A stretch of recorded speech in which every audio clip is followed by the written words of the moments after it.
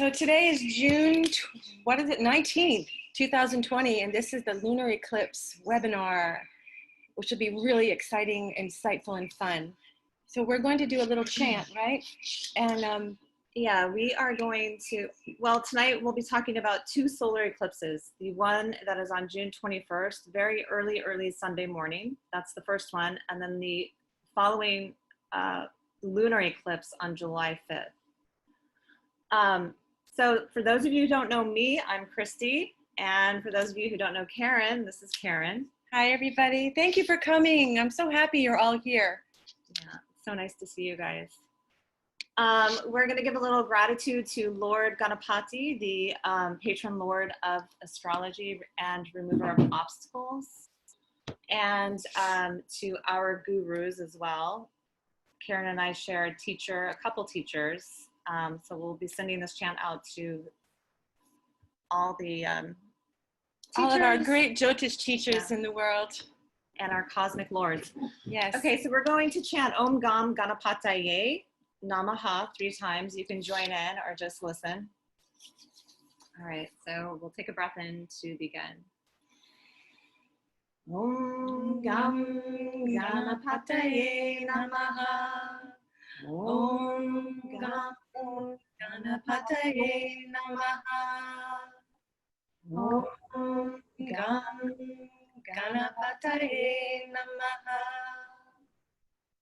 And we ask for Ganesha's blessings on this eclipse to remove any obstacles for all of you and all of humanity, and to remove any obstacles that we may experience here tonight, technical and otherwise, so that we can all take this information in and digest it and use it well in our lives.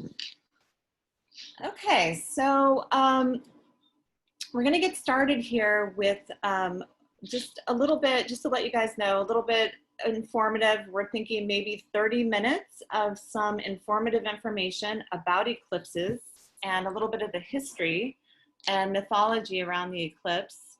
And then we'll get into more chart specifics on the eclipse. And then from there, we'll go right into everybody's personal chart and how that eclipse is playing out in your life, in your chart. And we're going to be looking specifically at which house access.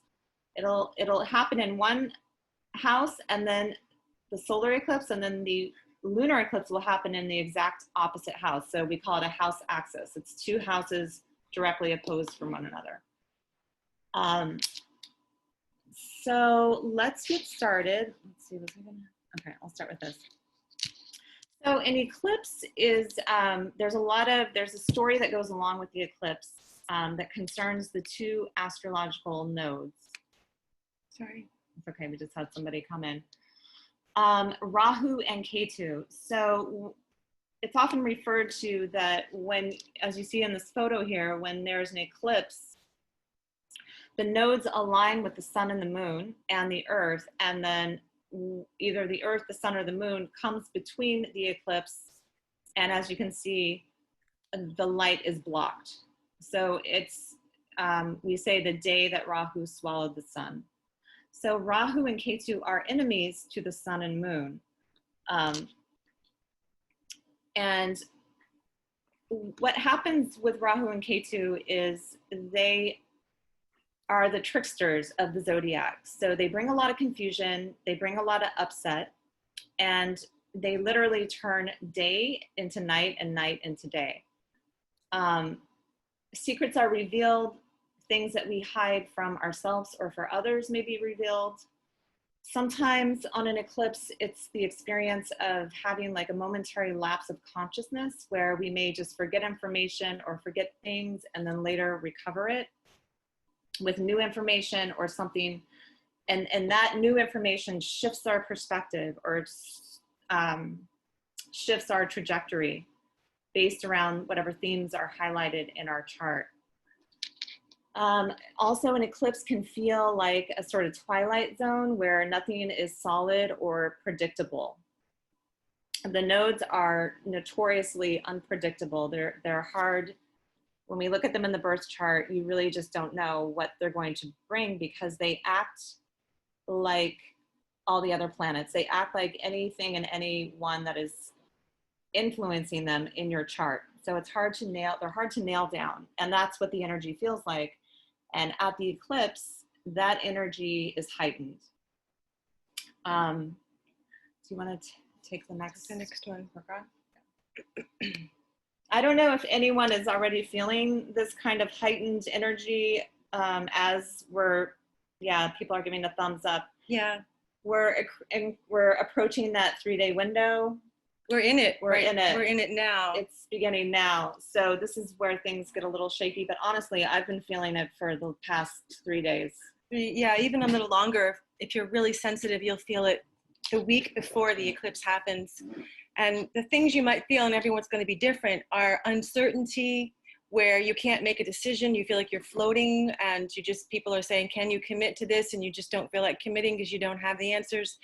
Even though we have uncertainty from COVID, yes, but it's tripled, doubled. It's just, it causes an extra bit of not having roots, unanchored. You can't, there's no legs during an eclipse, which is why it's an inauspicious time to begin anything new. So those people who will suffer the least during eclipse weather are those that learn to float with the float. So if the air is floaty and the weather is floaty, it's best to just, when in Rome, do as the Romans. So right now is the time to float. So it's okay. You have full permission to be a space cadet, to not commit, to just be, up in the air, rolling with it. Yes, up in the air. And that is that's what eclipses do. They leave people kind of in limbo and in that twilight zone. So if you're feeling that, then you're feeling exactly what everyone else is feeling.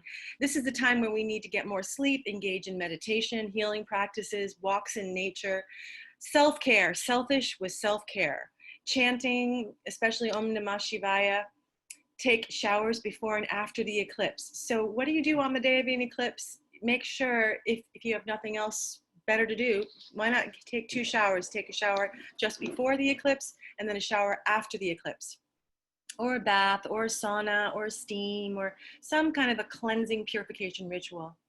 Foods tend to spoil more quickly under the influence of an eclipse, so you want to put your fruit in the refrigerator and your vegetables in the refrigerator, because time speeds up, basically.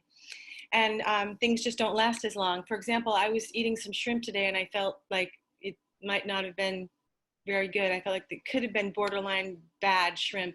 So if you're during this time sensing what I'm eating isn't right, it's probably true, because there's a lot of food poisoning at this time. Okay, so a Vedic rule of thumb, 3 days, 3 hours prior to the eclipse and after are when we'll feel it the most. And it's best to not go outside during the eclipse at all, because the veil is thin. So the eclipse is happening around 2 a.m. on Saturday night. So 2 hours after midnight, so we'll all be asleep. So it's really best to just be in your bed with your shades closed. No need to go outside and look for the eclipse. Best to just stay inside, because when the veil is thin, all kinds of things, good and bad, can come about. And it's just, you don't know what's on the other side of the veil. It's a little risky, as well as, if you notice, there's a lot more spiders and bugs and creepy crawlies, and it's just more of a time where the darkness prevails, and bugs like to live in the darkness. So just stay home, drink your green drinks, and meditate, go to bed early, get a couple extra hours sleep. So Bij mantras are, for example, to the sun and moon, Om Suryaya Namaha, Om Chandraya Namaha, and as well as Om Shivaya Namaha. Those are really, really helpful to protect and unstick you when you get obsessed, that kind of crazy thinking. Stuck in a loop. Yes, yeah. Your head's going around like a hamster in a wheel. The thoughts keep coming. So start off, as soon as that starts to happen, with a mantra, Om Suryaya Namaha, Om Chandraya Namaha. Suryaya is the sun, Chandraya is the moon, and Om Shivaya Namaha. Shiva is the great destroyer. He destroys Maya. He destroys all those crazy thoughts, the monkey brain. Yeah. Okay, so very effective. It's so effective. Oh, the Om Namah Shivaya is my favorite one. So the best, I think I already said this, don't go in large gatherings. This is not a time to go have a big party just because it's an eclipse. You want to go celebrate with people. No, just lay low. There's no need to have a celebration during an eclipse. If you want to, but it's just generally not an auspicious time. So you want to read the rest of that? Yeah, I mean, well, I was just thinking about how everyone is sort of, I obviously took the first chance I could to get out of town and visit Karyn. But, you know, keep it small. There is a lot of, we still are dealing with COVID and cases are going up. So just keep that in mind. Get yourself tested. Getting a test is very easy, but I feel like we're vulnerable that way too with the eclipse. And, you know, it's just a vulnerable time period. So you want to protect yourself and others as much as you can. Yes, we can talk about the immunity too in a minute. Also, if anyone has a question, please unmute yourself and just, you can interrupt us. The participants window seems to disappear a lot, so I don't know if I'll see anyone raising their hand. But you can just unmute and then, like I said, just give us a shout. That's the next screen. Oops. Is that, oh wait, this one, do's and don'ts? We did do's and don'ts. Is there something here that we missed? Hi, it's Jill, unmuted. Can you hear me? Yeah. Go ahead, Jill. Oh, okay. I do have a question.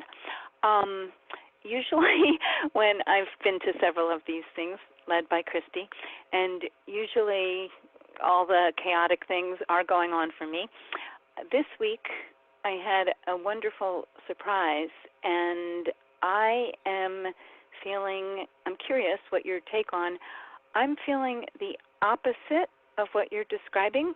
I'm feeling centered, I'm feeling on float and very happy, excited, and yet it's a precarious situation.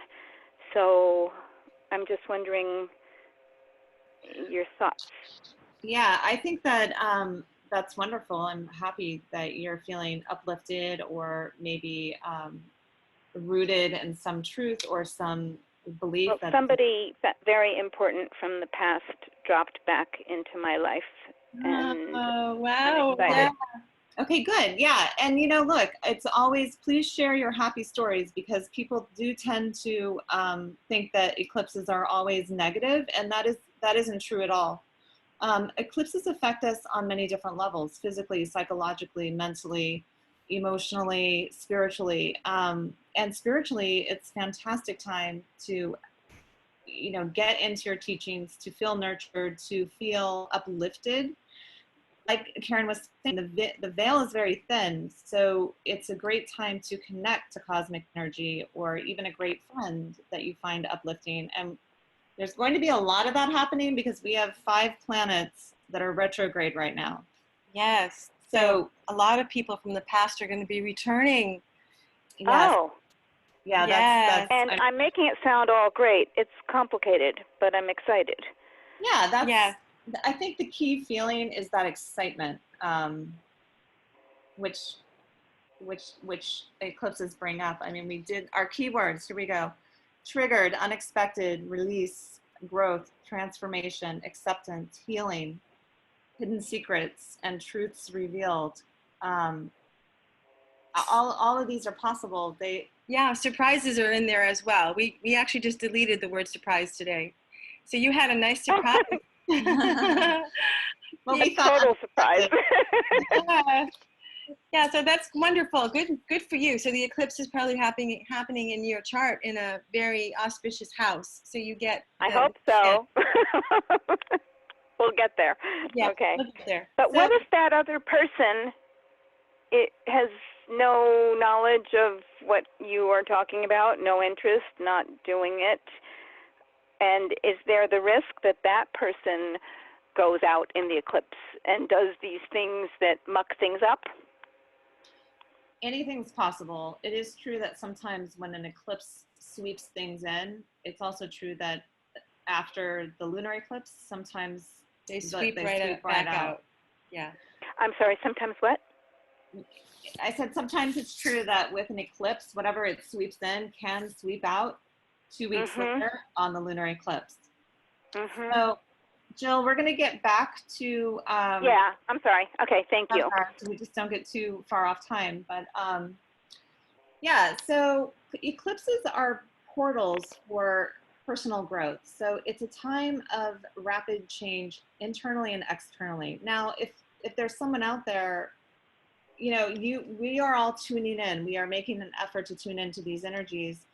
And that's when it works. When you're communing with the cosmos and you're wanting to use this energy and be hip to it and grow from it or learn something or have an insight, this is exactly the time that your own practices, getting in touch with your higher self through any means that work for you or make sense to you. This is the time that it's just so easy to do, and we really urge people to tune in. So your spiritual and healing practices at this time are extremely powerful and transformative. Getting any kind of a reading now, astrology or otherwise, can just open your eyes or give you an insight. And the other thing about an eclipse is time speeds up. It literally speeds up. And we tend to somehow kind of subconsciously download information. And then on the flip side, so there's all of that and becoming aware of things, but there can be the negative side, which is self-trickery or not wanting to see something, or deception with your coming from others. Typically, if something like that does go down in an eclipse, it will come to light later, and usually underneath another eclipse. I know Karyn has been a person that a lot of things have come in on eclipses, and they tend to finish their business on eclipses. It's been very true for you. Even people, like relationships, if you go back in time and you track when you met someone, if you met them during an eclipse, sometimes they stay, they could stay for who knows how long, but they will go out on an eclipse as well. Yeah, the eclipses have patterns. So there may even be people in your life who are eclipsy and they just show up during an eclipse and then they during an eclipse. I know people like that in my life who are kind of eclipsy kind of people. I kind of expect them to show up during eclipses. A lot of times they trigger you and they are purposely there to show you something. So you can think about, why is this person showing up? What is it? What did it trigger in me? What's the lesson? Yeah. Okay, so we did the do's and don'ts. Now let's move on to meet the tricksters, Rahu Ketu. So the lunar nodes create eclipses when they align with the sun, the moon, and the earth, and they temporarily block the light of either the sun or the moon. So depending on if it's a solar eclipse, I think we get into this a little later, but it blocks light, consciousness. If it's a lunar eclipse, it blocks the light from the moon, so the subconscious is very strong at that time. But on the solar eclipse, it's as if you don't know your way forward yet. You feel lost in the dark. There's no light coming from the sun because the earth is blocking. It's between the sun and the moon. And there's no light from the moon because it's dark, it's sitting with the sun. So you feel a little lost. And this is in relationship to your birth chart. And we'll look at that when we look at your charts. Well, where is the eclipse happening in your chart? What are the house themes that it's activating? You know, what might you be missing, or what do you need to uncover in this next new moon solar eclipse cycle? Because remember, when there's a solar eclipse or a lunar eclipse, so a solar eclipse happens on a new moon and a lunar eclipse happens on a full moon. So the new moon starts a cycle, and that's what we're going to be looking at in your chart. The purpose of the nodes is to create dissatisfaction in life, which leads to personal and collective transformation and growth. So they are agents of personal evolution. They can ignite at any time and in any order: purification, crisis, enlightenment, acknowledgement, release, transformation, progress, dissolution, and evolution. I know that's a mouthful, but it's all true though. all of it's true. And then the fascinating thing about the nodes, and we'll get more into this as we look at what exactly, where are the nodes? What signs are they in? What planets, what planetary rulers are they, are involved, and how this shows up collectively for us. But they drive society and the collective consciousness. They illuminate where we focus and exaggerate as a collective group, and also personally. The focus and the exaggeration is specific to certain karmic fields, which we could say, you know, are just basic themes in our own birth charts and in the world. And then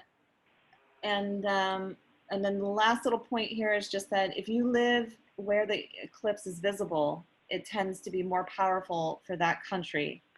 So the eclipse that always comes to mind is August 21st, 2017, where it was visible over the southern part of the US. Yeah.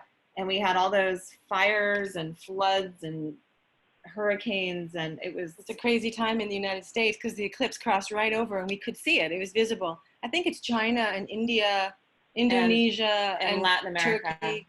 Latin America right now is visible. Yeah. And if it does happen to be visible, do we have a slide where you go into the science of it, or did we skip that? Okay. Karyn can talk a little bit about I might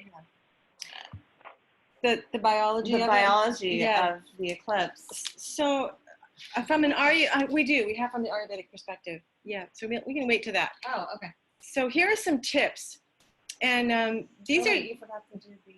That one. Did we do this? No. Okay. We found this amazing quote that we felt just summed up the eclipse, the nodes actually, and the nodes in your own birth chart. Mm-hmm. Nothing ever goes away until it has taught us what we need to know. That's amazing. And people will show up in your life in different clothing, different types of people, but they'll keep teaching you the same lesson. Even, you know, you might not recognize them, but just down the road in the relationship, you'll realize, oh my God, I'm learning this all over again. Same. So until we learn it, we'll keep getting the opportunity to grow from that lesson. It'll be presented to us with different clothing. The nodes will do that. They're the tricksters. Now, I write in here about the surprise, and was it Jill that had the surprise? Yes. Yeah, Jill had a surprise. Yeah, so I also had a surprise. So it happened, it was yesterday. I got a phone call from my sister who hasn't spoken to my mother in 32 years. And we had a falling out, and it's been a rift in the family, and my heart hurts from it. And Lisa called me, my sister, and said, I've decided I want to reunite with Mom. So we sent my mom, who's very much into the Bible, we sent her the prodigal daughter story, prodigal son from the Bible, and it opened her heart before I dropped the news on her. And she was so thrilled. She said, it's my favorite parable in the Bible. She was all thrilled. And I said, well, sit down, Mom, because Lisa's coming back. We're going to have a reunite, what's the word? Reunion. Yeah, of the family. The family is coming. Beautiful. Back. Wow. So what's amazing is that where's the eclipse in Karyn's chart? It's in the third house of siblings. So my third house is activated and lit up from this eclipse. So I should have figured Lisa would call me, but 32 years, who would have thunk? But with all these retrograde planets, we have 5 retrograde planets right now. And that means people from the past are coming back. Wow. And which are the 5?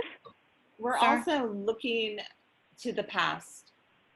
You might find yourself looking back, reflecting on old relationships, old friendships, old values, old things. Maybe you're going, I know I'm doing this, going through my basement, and then I see something, from 10 years ago, and it brings up some memory, and I don't know, it's kind of like cleaning out the closets of the past, because we're getting ready to step into the Sat Yuga, the light, the truth, the age of truth and light. So we've been in the Kali Yuga, which is age of darkness, for quite a while.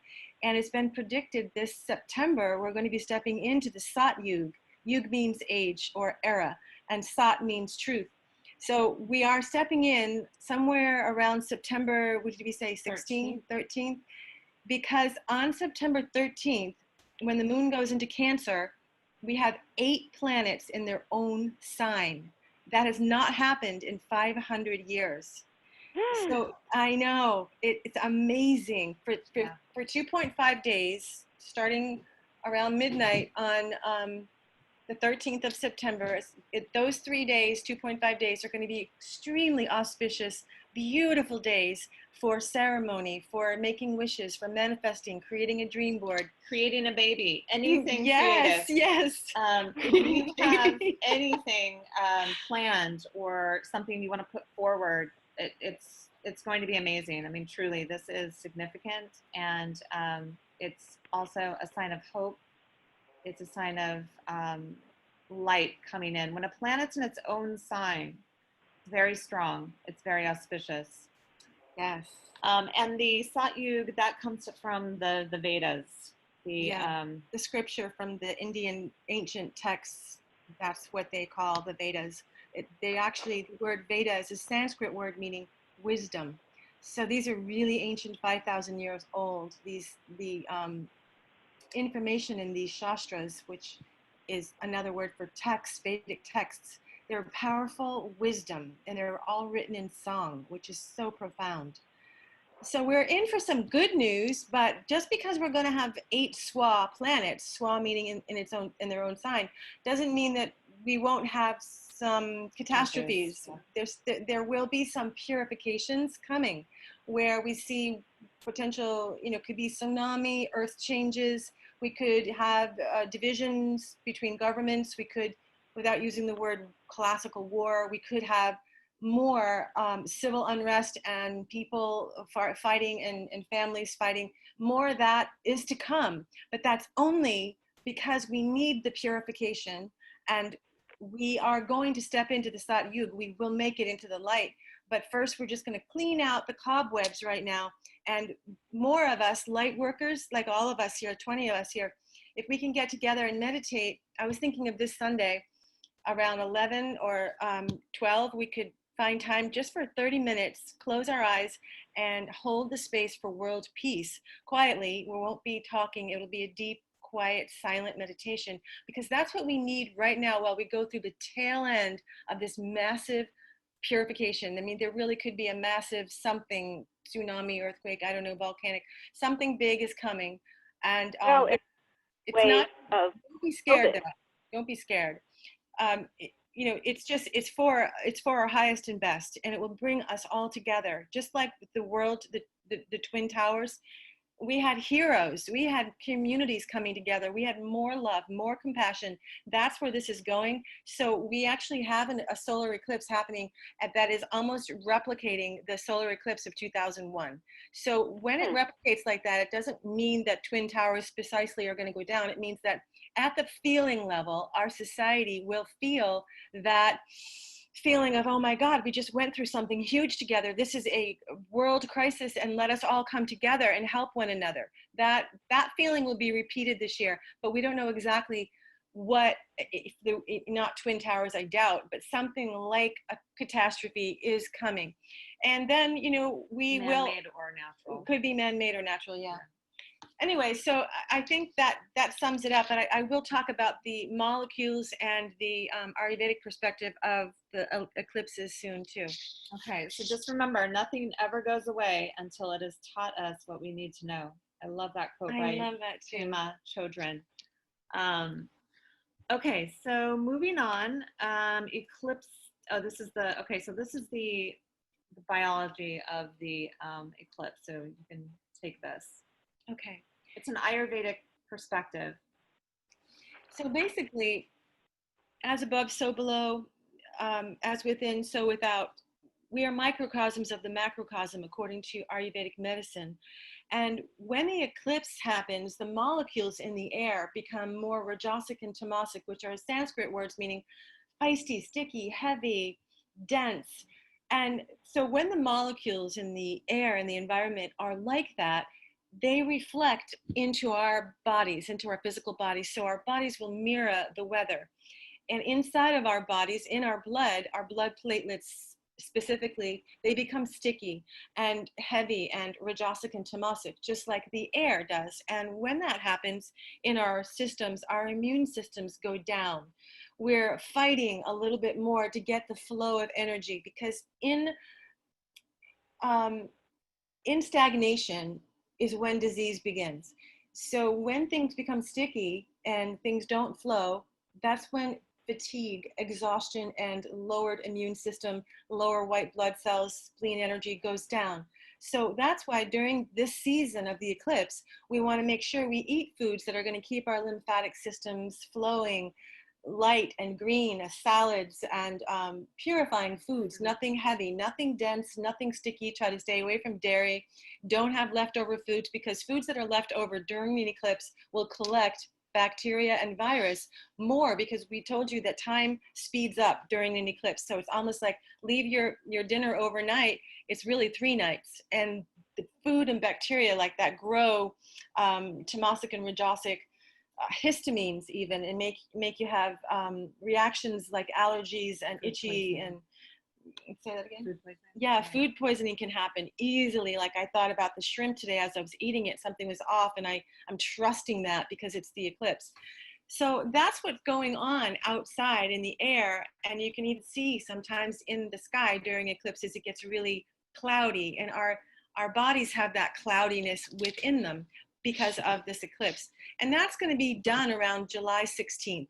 So we have 2 weeks between the lunar and the solar, or I should say the solar and the lunar, of that energy. So that starts on June 21st, which is Sunday, and it goes until July 5th, that 2-week window of intense eclipse, sticky blood platelets, heavy molecules in the air. And then about a week after the lunar eclipse on July 5th, it starts to subside. So that's approximately like, July 13, 14, something like that, where things start to feel lighter. We don't need as much sleep. Nobody is cranky just for no reason. Our sensitivities start to become more balanced. Right now, things are heightened, sensitivities are heightened. People can feel cranky because of a lot of uncertainty. And that's what eclipses cause, is that uncertainty, that kind of no legs, and people feel like, I need to know this. I want to know. And they, I get these people who want readings, and they come and I want to know the answer. And it usually is around the solar eclipse that you are feeling you have a pressing urge for an answer. And usually whatever that question is gets revealed on the lunar eclipse effortlessly without even a reading. You could get a reading if you needed a lot of information, but if you just close your eyes before you go to bed and ask the angels to reveal that secret on the lunar eclipse, whatever it is that was pressing you for a question will be revealed on that day or two, or right around the lunar eclipse. Okay, what else did I say here?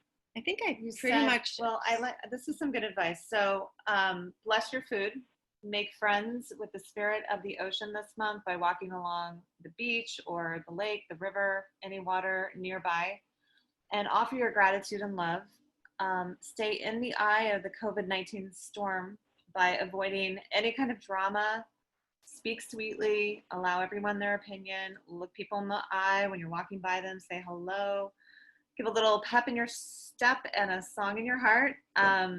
So just the idea of being the change the world needs, forgiving yourself and others. I mean, you have that great story about forgiveness with your sister and your mom. And forgive yourself and others for feeling anxious. If you are living with family members that are getting triggered or feeling anxious or having a difficult time, just to be a little more compassionate, a little more patient. Try to let it go and feel it pass through you like an ocean wave. I love that. United we stand, divided we fall. Sounds like a Pink Floyd song there. Maharishi said it really well in one little phrase, and I'm going to tell you what it is. It was stay in your own lane. And I loved that. It was one of my favorite. There were some other ones that were really good when I was studying at the university, Maharishi University, but stay in your own lane right about now, because if you start getting nosy and wonder what everybody else is doing and what the media is saying, and, aligning with all your neighbors and getting caught up in the drama, then you're out of your own lane. So if you, go ahead and keep keep up to date, if you need to check in what's going on in the world. But remember to observe it in a witness state where you're not emotionally attached to what they're saying, and let it go through your very keen sense of discernment before you get disturbed. I have a sister-in-law who has to be on anti-anxiety medications because she gets so caught up in the whole Trump thing. So I don't want to see anyone having to go to that extreme. Try to just let it all go. Stay in your lane. Stay in your center. If you want to serve the community, that's fine. If you want to help people, you can do that within your own circle. You don't have to go to these protests and riots. You can if you want, but peacefully. That's all I ask. Okay, so you want to read Seed and Blossom? Sure. Okay, so this is just a little bit about the new moon cycle. So like I said, a solar eclipse occurs only on a new moon. So it's like it's the beginning of a new cycle. The little seed is planted. You don't know what it is you want to grow over the next 28 and a half days, but there's something that wants to come forth. And we see this as it moves. The moon will move through your birth chart. So you'll say you have a new moon in your first house, and then the next new moon goes to the second house, and then the next new moon, the third house, and so on. So you see there, it's all set up for personal growth, for things to come out, for things to be revealed, for growth to take place, to build, to wax, to wane. At the lunar eclipse, which is 2 weeks later and happens opposite the new moon, or I'm sorry, the full moon lunar eclipse, I'm talking about two things, the eclipses and then the new and the full moon.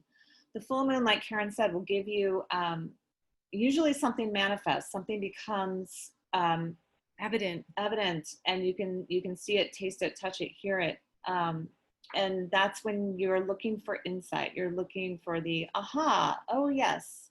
And then after that, we get the waning cycle. So that first 2 weeks is the waxing cycle up to the full moon.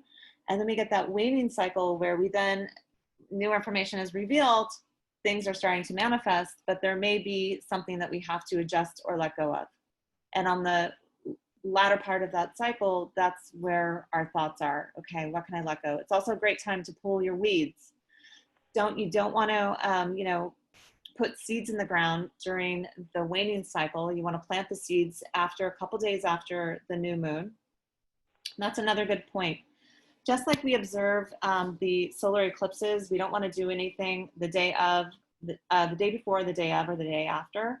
Same with a new moon cycle. So if you are planting seeds, you want to wait until you see that first crescent moon, and then you can go ahead with your plans. You can plant the seeds in the garden. You can make that phone call, whatever it is. And then Karyn says on the, ask your questions on the solar eclipse, and then before you sleep, oh no, this was ask your questions on the lunar eclipse, right? No, solar eclipse. So that. Oh, I see. You took over. Okay, you go. So before you go to bed, you can do this with a stone or a crystal, if you have a favorite stone or crystal, and you can sleep with that. I have a little stone that I call Mick. He's my little sleeping buddy, and he sleeps under my pillow, and I will blow a wish or desire or question in. So the prana has power. Prana is what comes out of our mouth through breath. So we send that in to the stone, and then that stone is a record keeper. It holds the memory of your blow, whatever that blow intention was. Put it under your pillow, and then for 2 weeks during the lunar and solar eclipse window, because usually they're always 2 weeks, then take out your stone. I'll take Nick out and I'll hold him at my heart, and I'll close my eyes. I go into a yoga nidra, and I, lay on your back, or however you want to do it. You could do lotus position, or you could just sit comfortably and hold the stone at your heart, close your eyes, and listen for the answer. You may get it. I've gotten it before, actually. It's been an amazing thing. It's a shamanic and Ayurvedic ritual. Okay, and yeah, do you want to continue? I'll read this first part, and then you can go into some other really fun things that you can do to honor the elements. So during the June 21st solar eclipse, like I was saying, Rahu swallowed the sun, so our consciousness may feel blocked. There's something we're just not seeing, we're not getting. The moon will be new, so creating opportunity to create something new in your life as it waxes towards that full moon. So we talked about that. And then we also, during this time, around the full moon, it's great if you have access to a fire and you want to, whatever that realization is that you have, or you know what your next steps are, generally it will entail letting go of something, or, oh, that wasn't working, let me try this. So purify what no longer serves your highest and best by doing a sacred ritual by one of the five great elements. And Karyn will talk a little bit about these really simple and fun elements. And there's something about making an action, making an effort. Yeah, putting your intention out there is huge. Rituals are powerful, even if they're just simple as sitting on a rock. But it's the intention behind why you're sitting on a rock. So you can feel free to screenshot these too if you want to. You can screenshot the whole presentation if you like too. So I did this today. Kristy and I went to the cove. We call them Mermaid Cove, and we laid on beautiful, large, warm, flat stones. And our spines just against the stone, and I could feel the heartbeat of the mother. And when I do that, I always thank the mother for drawing out negativity, which was pain in my spine. I have pain usually in my spine from years of giving massage. And I can usually feel like a vacuum, like it sucks the pain right out of my spine, takes it and transforms it into the stone. And then I usually have so much gratitude for the feeling that love and the gratitude fills the space where the pain was in my spine. So if you don't have a large flat rock to do that on, you can do that on any ground. You could do it on the grass, holding a stone. Yeah, just using the earth element, wherever you are geographically and comfortably. And a fire is another amazing way. And in the shamanic tradition, they usually take a twig and they blow what they no longer want, or what no longer serves you, into the twig, and then blow it into the fire, and the twig will burn up, and the fire will purify what it is you wanted to release. And then you take another twig and you blow in your intention of what you'd like to create in your life, and then put it into the fire, and the fire will bring it up to the heavens through the smoke, making it manifest. So did I write that? Negativity? Yeah. And then the water, we immerse into the lake or an ocean, connecting with the spirit of the water, because the water itself is just like a baptism. It's a very purifying element, one of the most purifying elements besides fire. And it is very much about rebirthing. So just getting in the water, feeling it all over your skin, and acknowledging that there's literally prana and spirit. It's alive. The ocean is alive, and we thank the waters for purifying us, floating us, and for rebirthing us. And also this life in the stone. The stones are alive. There's life in all the five great elements. And then the ether and air. Ether and air connect to sound. If we didn't have ether and air, well, ether specifically, we couldn't hear at all. The reason we hear is because we have the element of ether, which is a smaller aspect of the air. The air is more about the wind, and you can actually feel the wind on our face. You can't feel ether, but you use ether for a mantra, for powerful sound healing. So you can use powerful sound healing, sacred ceremonies, harmonies, sing, chant, breathe out, pranayama, using the breath to purify and release, as well as bring in things that are that you want into your life. Thank you. Those are all beautiful rituals. And I even thought, I'm just thinking of people who are not near water. You could even do this in the shower, and I've never thought to do that. But, thanking the water that you use in the shower as a way to honor. Okay, so what we're going to do next is we're going to transition a little. Yeah. These five elements are very similar to traditional Chinese medicine, five elements, except for ether. And is there some connection between Ayurvedic and other things you have said are very similar to traditional Chinese medicine? Oh, I think metal would be the ether. Yes. Yeah. Yes. Okay. So they are the I think five all elements. Ancient cultures share so much. Yeah. It's just cognized in a slightly different way. Just semantics, really. It's so based on the same tradition. Yeah. Good question. Okay, thank you. You're welcome. Thank you. Okay, so we're just going to briefly look at, this is a Vedic astrology chart of the upcoming eclipse. And we know a lot of you have no idea what you're looking at, but we just want to point out the eclipse. So we have the moon, we have the sun. So remember, that's a solar eclipse when the sun and moon come together. And then we have Rahu here.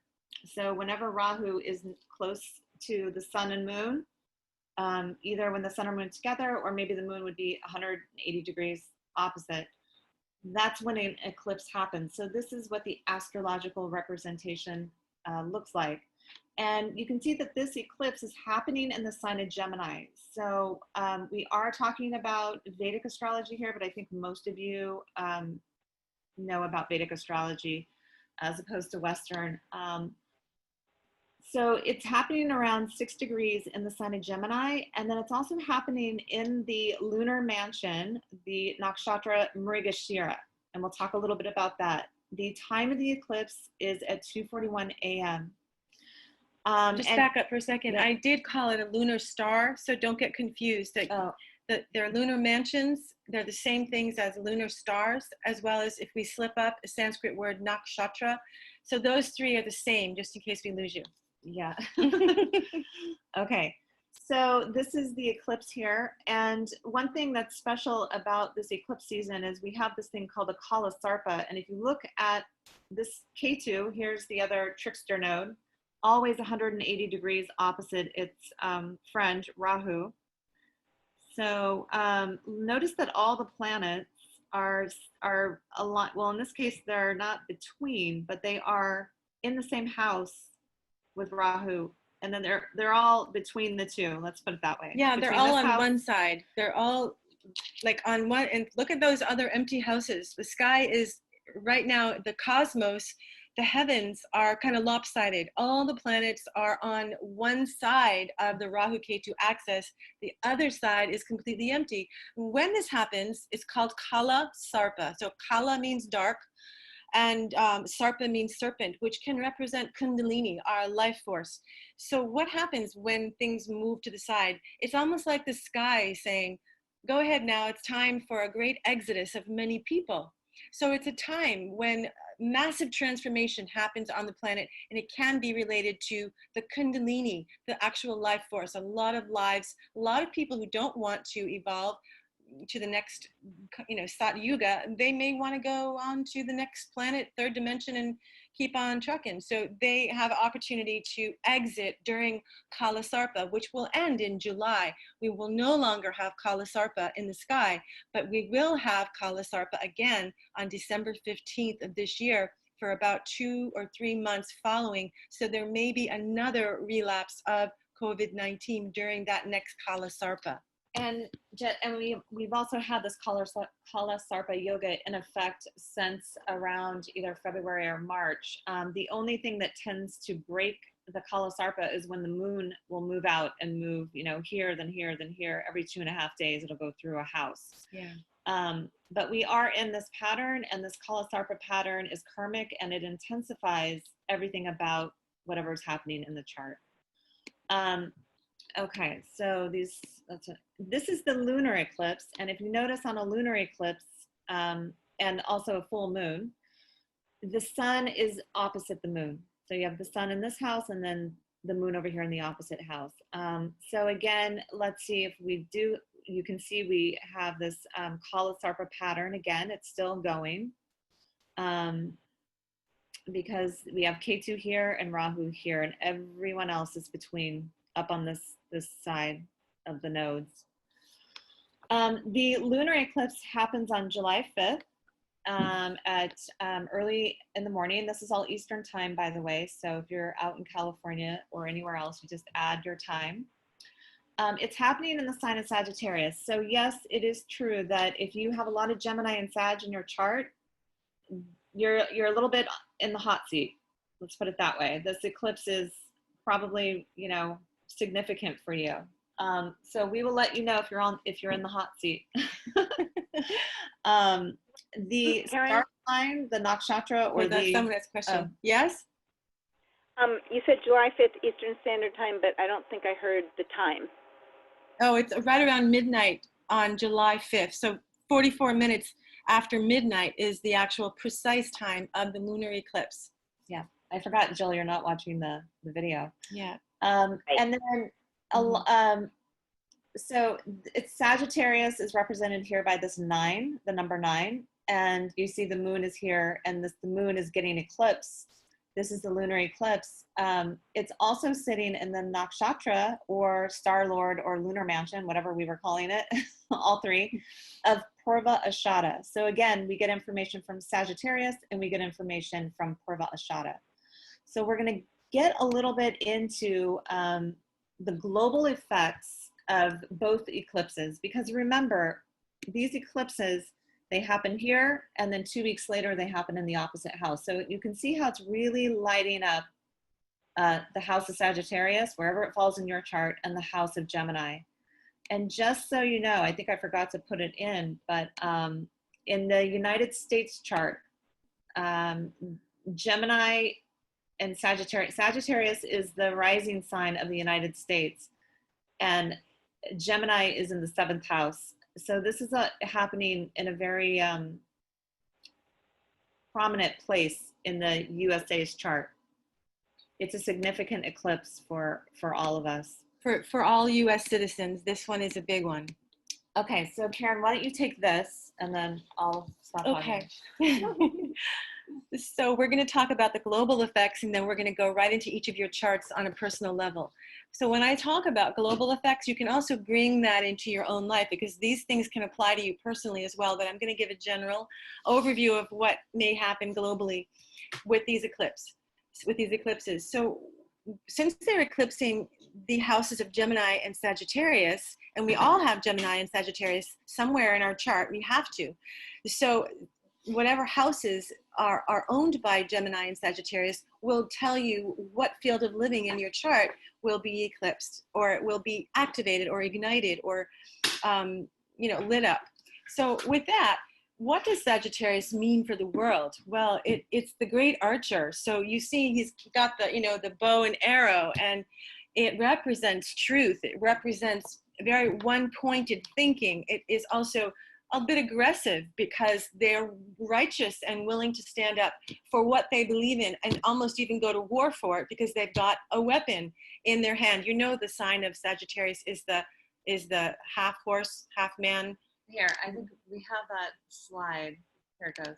Yeah, there he is. He's the archer that's half horse. So he's ready to go. He's like, you know what? Bring it on. Yeah, bring it on. I'm a Catholic, and everyone in the world should be Catholic, or whatever it is. I'm a Buddhist. And so people can become overly righteous when Sagittarius gets lit up by the eclipse, which is happening right now, where, we have a lot of indignant people who are absolutely convinced that conspiracists are nuts. And then the conspiracists are absolutely convinced that those people listening to things from the mainstream media are absolutely nuts. And then we have people who are absolutely will not go out of their house without a face mask, and they even drive alone with face masks, and they will judge those that are driving in the car without a face mask. So we have a lot of this righteousness going on right now, which is why Sagittarius is lit up. And it's not just about truth and righteousness. It has some wonderful qualities too. It's about overseas and travel, expansion. It can be a fun-loving planet. Yeah, we can leave it at that. So, do you want to take over? I can tell you're ready to. No. Okay. I was just trying to think of something. Oh yeah. She finishes my sentences sometimes because we think alike. We're good together.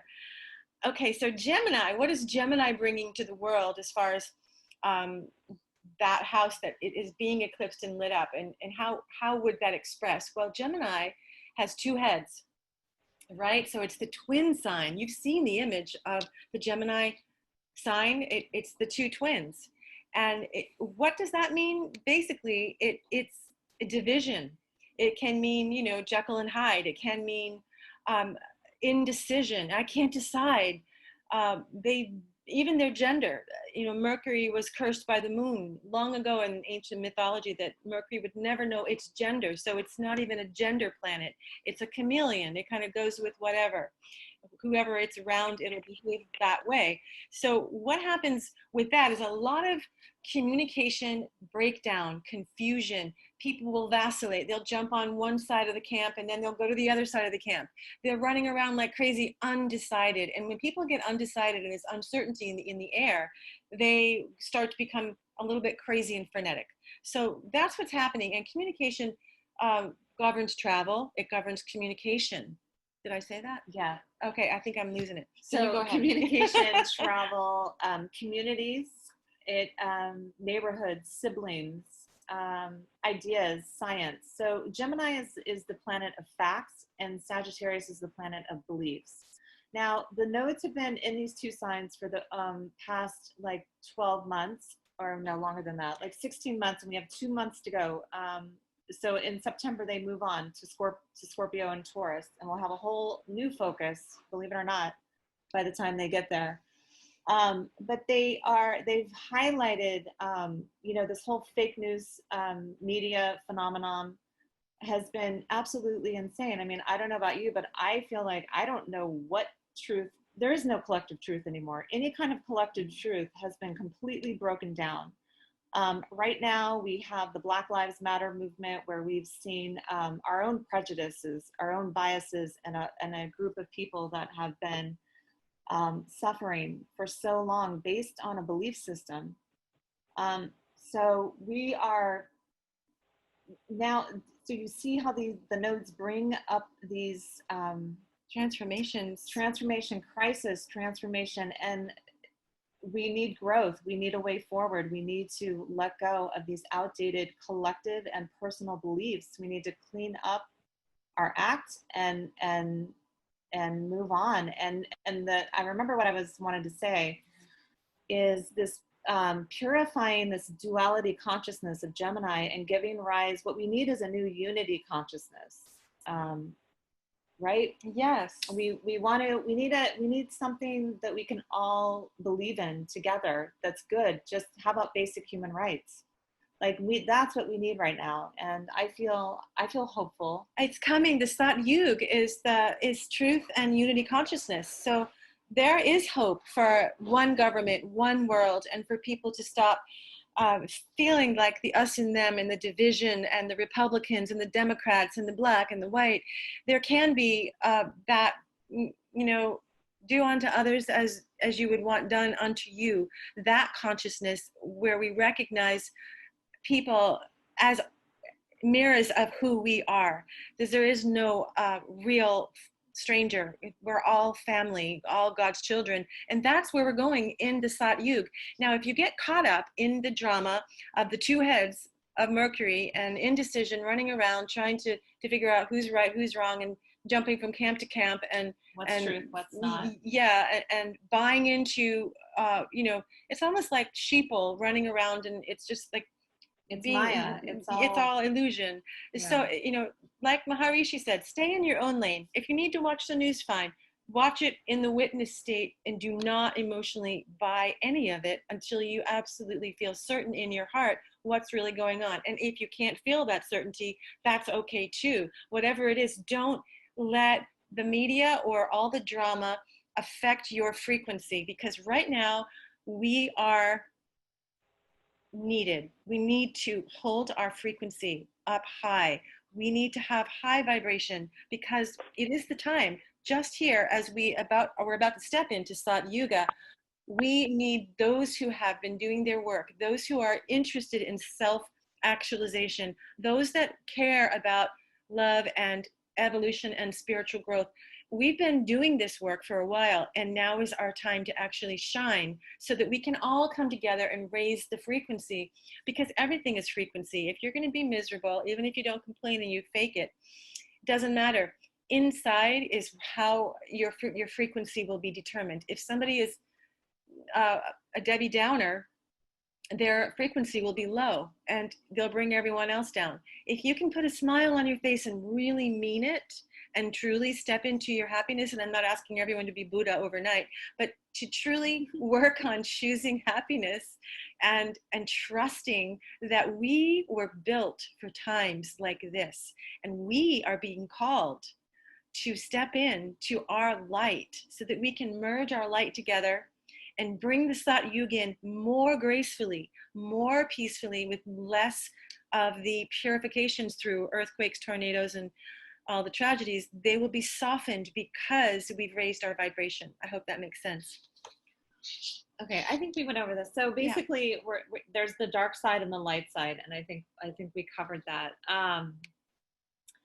Okay, so I'll talk a little bit about the five. So there are 27 lunar mansions Or stars. or nakshatras that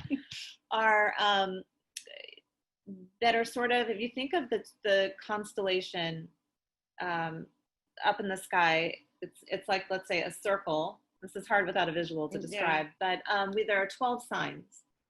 And the 27 lunar mansions sort of sit behind or are superimposed, on these 12 signs. So what it means is that each sign gets 30 degrees or a house in a birth chart. And there are 4 lunar mansions per 30 degrees or per house. So is it 4 or 3? It's 3. So it just gives us a little more detail, a little more flavor to that sign, Gemini or Sag. It brings a story to it, actually. Yeah, it's all based on mythology, but it's incredible how this plays out actually in your life, in your chart, and in the world. I mean, it's really these are the amazing. 5. It's amazing. Just studying. Some people only do lunar star astrology. They don't even look at the planets. They just look at all the nakshatras, which are little parables within our human beingness. So looking at these 5, if you have your chart in front of you, these are the 5 of the 27 lunar stars that are being activated. I know a couple of you have Mrigashira. I'm looking at the ascendant. So we want to make sure you're looking at the ascendant. We may have all of these in our chart somewhere, but the ascendant is going to be the most significant, most affected. So if you have your chart, see if you have any of these lunar mansions. Okay, and then just, you can take a picture. We'll talk about these as we move into read throughout the charts. Okay, so the solar eclipse is happening in the sign of Gemini, like we said, in Mrigashira, and Mrigashira is a symbol of the stag. What happens in Mrigashira is, its flavor is that of communication, speech, breakdowns, misunderstandings. Okay, so Mercury is retrograde right now too. I think that's a good point. So we're going to get a little Mrigashira crazy. Mrigashira. So what I'm thinking and I think of, as soon as Rahu, the node, moved into Mrigashira, we had protest. So this is an example of Mrigashira. It's herd-like, deer. There's the stag, but there's also the deer that's wrapped up in this symbolism. And deer can be hunted. They can hunt, and well, they don't hunt actually, but there's a theme of being hunted or to hunt. It's male. War. It is male because it's a stag. It's a stag. It's a stag. So he's more aggressive than a female deer. Yeah. It's not Bambi. The power of the star is to pursue your desires, but how do you pursue your desires? You don't want to go overboard and get aggressive. It can make people aggressive. There can be sexual aggression. But this star also rules transportation. So we've seen, our transportation obviously has not broken down, but has been on a big part of it's been on pause, like air travel, transportation. We're thinking that, there might be issues with people going back to work. Like Karyn said, fights breaking out over not wearing a mask or wearing a mask. So just be careful if you do happen to find yourself out there in the world, either on an airplane or a train or communal transportation. It could be the opposite as well, is where people are no longer doing going to work. They're doing Zoom. So it doesn't have to be that it's about transportation. Highlighted. Yeah, so it can be lack thereof transportation or more transportation, but it's about transportation. People say, how did this affect you? And somebody might reply, well, I'm not going to work anymore. And that's how that affected them. I'm just Zooming everything. I'm working from home. And then someone else might say, well, it made me have to continue on this traveling thing, but it's a pain in my butt because I have to wear a face mask and I have da. So the traveling has become a theme, one way, good or bad, in people's lives. Traveling or not traveling. Yeah. It's also brought a lot of social unrest and rioting, groups of people gathering together, herd-like communities. So unfortunately, there's a lot of, black versus white racism coming out. That Black Lives Matter movement is very Mrigashira. Going stag too. Going stag literally means, being alone, not going with someone, but that would mean the 6-foot social distancing thing that we're going through. Yeah. So it's pretty spot on. It's all very strange. Also, deers are very anxious by nature. They're always thinking that they're being hunted. So there is a little bit of anxiety, like, is COVID going to get me kind of mentality. But be especially careful of this herd-like mentality, and who you're around and what you're being influenced by, because that's huge right now. And this kind of energy will play out through September. Oh no, actually, Rahu's, Mrigashira covers 2 signs. It's in the sign of Gemini, but also Taurus. So Rahu, this energy and the transportation and travel and commuting and Zooming, all of this will continue through, I believe I want to say February of 2021. I forget. January, February, somewhere around there. A good also, 6 months, yeah. The deity of this nakshatra is called Soma, and Soma is likened to an elixir or a drug or a vaccine. So we could, and if we go back in time and we look at the last few, back in history when Rahu and Ketu were in the signs of Taurus and Scorpio, which they'll be there in a couple months, we saw a cure of, there was the polio vaccine was created. And then there was another one, which I forget. I forget too. But this connection to Soma gives hope for Purvashada vaccine. Okay. What's the timing of Soma? Sorry? The meaning of Soma? Sorry, what is the timing of Soma? Soma, it's here with us until about February. We don't have the exact date. This nakshatra in particular. So we're hoping that, by February, there's something pretty solid out there on the market, or at least happening on some level. On the dark side, in terms of Soma and the elixir, people may just want to numb out. They may want to just, self-medicate and use Get drugs. drunk, alter their states. There's definitely going to be a lot of that happening as well. So watch that. These next 2 slides, we have, what do we have? We have 2 more slides to go, but we wanted to put these up. We can point out your moon for you. So take a photo with your phone or a screenshot of this, and you can read, this is from astroved.com, a website that we like. And they just give a quick little tip for your moon. So it's the sign that your moon is in, the house that your moon is in. Yeah. So for example, we'll point it out. Can you guys hear me? Yeah. Yeah. I can't hear anything at all. Is that Margaret?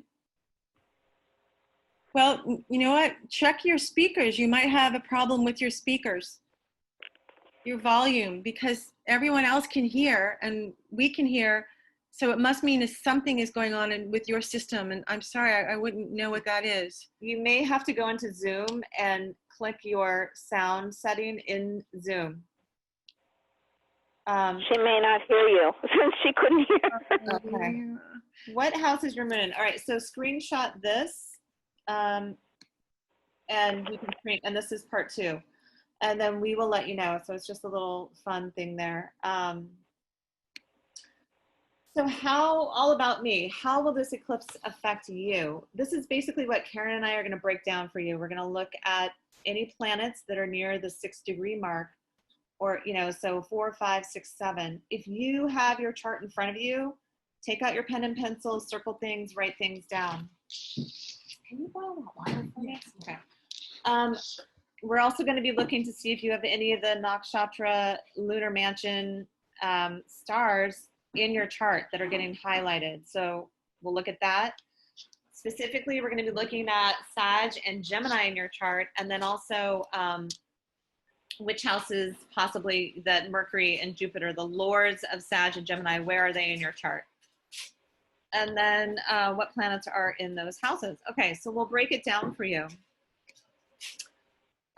We put this little slide together because we think it's good just to think about, all right, well, what are the eclipses awakening in you, in your chart? And when it comes to Gemini, and Gemini is ruled by Mercury, we like this little saying, birds of a feather flock together. Who are you influenced by? What in you is divided? Are you stuck between two heads? Because you're feeling stuck between you can't make a decision, or you can see this side and that side, but you don't know where you stand. You often can't move forward. So where are you not aligned? And be aware of who or what are influencing you, because that's the nature of Mercury.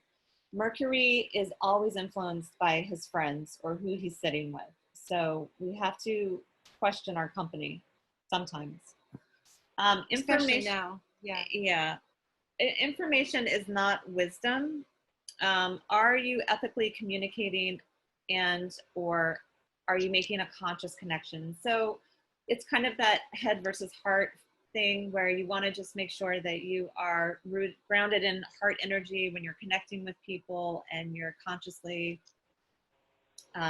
there and present and in your communications. And then in Sagittarius, it's ruled by Jupiter, the planet of morals and ethics. Remember, this can be, you know, the crazy fanatic in all of us, but we cling to beliefs, but it's faith that sets us free. And I forget who said that. Oh, that was from a quote from Alan Watts, I think. Okay. So ask yourself, which beliefs are outdated and no longer serving you? What beliefs are you clinging to?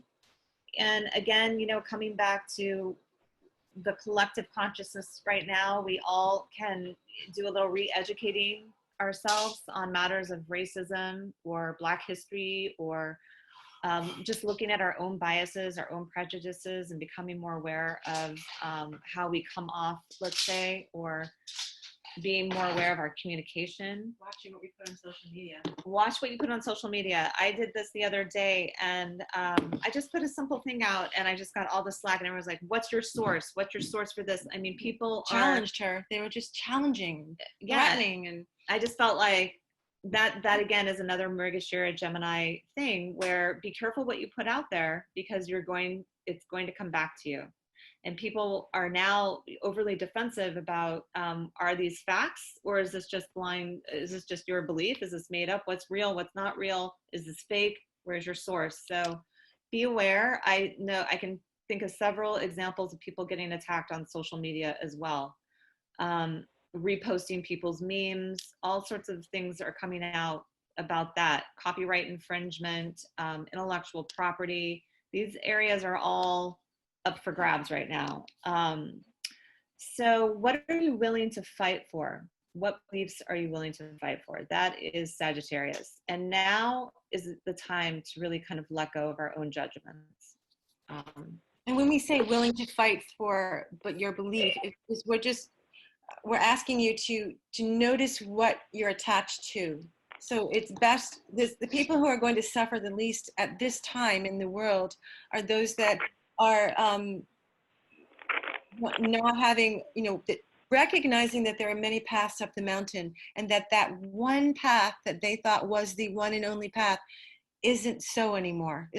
The more expanded your mind is, the easier you're going to get through this. If you hold on to a rigid system, this can really, during this time, we're being asked by Rahu and Ketu to let it go and to allow. Everyone has their own opinion, and stay in your own lane and just be open, because the sign of intelligence is an open mind. Not that you can't believe something that, like I believe God is in every person, in every tree, and every flower, and every bird. That's my belief, in that my religion is kindness. No one can tell me that's not true, but I don't have a name for it. I don't try to convince anyone of it. I'm not out there to, knock on people's doors about it. So we're asking for you to look inside and check yourself, because if you have something in there that needs to be released because it's too limiting, because that vibration isn't going to fit into the Sat Yug. It's being we're being asked to let it go so that we can step in to truth and light in an expanded consciousness. And that's happening September. So we're so close. We're almost there. But just because we're almost there doesn't mean as soon as September comes, everything's going to be rosy. It's just the beginning. We're just starting to the vibration might go up a notch, and we might even get DNA activations, and there may be some big reveals to our planet. But I'm even hoping that, the aliens come down from, the heavens, and, this is something like that. Where liberate us all. Yeah, and then we can all have an aha moment. And that it's possible. I mean, we haven't had this 8 SWA planets in 500 years. Something big is about to unfold. And this is the most exciting time to be alive on planet Earth. I really hope we all get our minds blown. I do too. I do too. And lastly, Karyn and I just want to talk a little bit about the importance of sacred community. We thank all of you for being vulnerable this evening, for sharing your charts, because it's through this Sangha, this community, that we come together and that we hold the space for one another, and we learn to be vulnerable, and we grow, and it takes a lot of courage. It does. So do you want to talk a little bit about the upaya? And Sure. Okay. So the word upaya is a Sanskrit word that means a remedy. And when you learn Jyotish, they usually would say, okay, here's the affliction, here's the, the negative planetary alignment, and here is the upaya for the affliction. So they don't just say, oh no, that's a terrible chart, you're going to die young and have a horrible life. Instead, they say, this is where the challenges lay, and here are some remedies. For example, mantra, yantras, which are, art. They look like mandalas, and they shift the vibration. Sorry, is somebody muted or unmuted? Because I thought somebody asked something and I couldn't hear. I think it was a mistake. Okay, it might have been a mistake. So yantra, mantra, and doing service. For example, if you have an afflicted 4th house, then what would you do for remedying that? What would the upaya be for an afflicted 4th house? For example, helping and serving people in their homes, or helping people with home issues, or, so for example, Even if you a lawyer, that real estate lawyer, or doing even your career can be an upaya. Yeah, your own real career. estate. Naturally, you would be, if you had an afflicted 4th house and you became a real estate lawyer and you did some pro bono work for people who were struggling with, couldn't afford to keep their home, and, preventing them from going homeless and the bank collecting them. A lawyer doing pro bono work like that with an afflicted 4th house would suddenly have a softening of his karmas in that field of living because he did upaya. So we are basically doing an upaya by studying this ancient sacred knowledge and by coming together in the name of the light, because Jyotish is the science of light. So we're here as light beings, as light workers, and that in itself is an upaya, is a remedy. Anytime you study any kind of sacred scripture, we raise our vibration. So what else do I have to say here?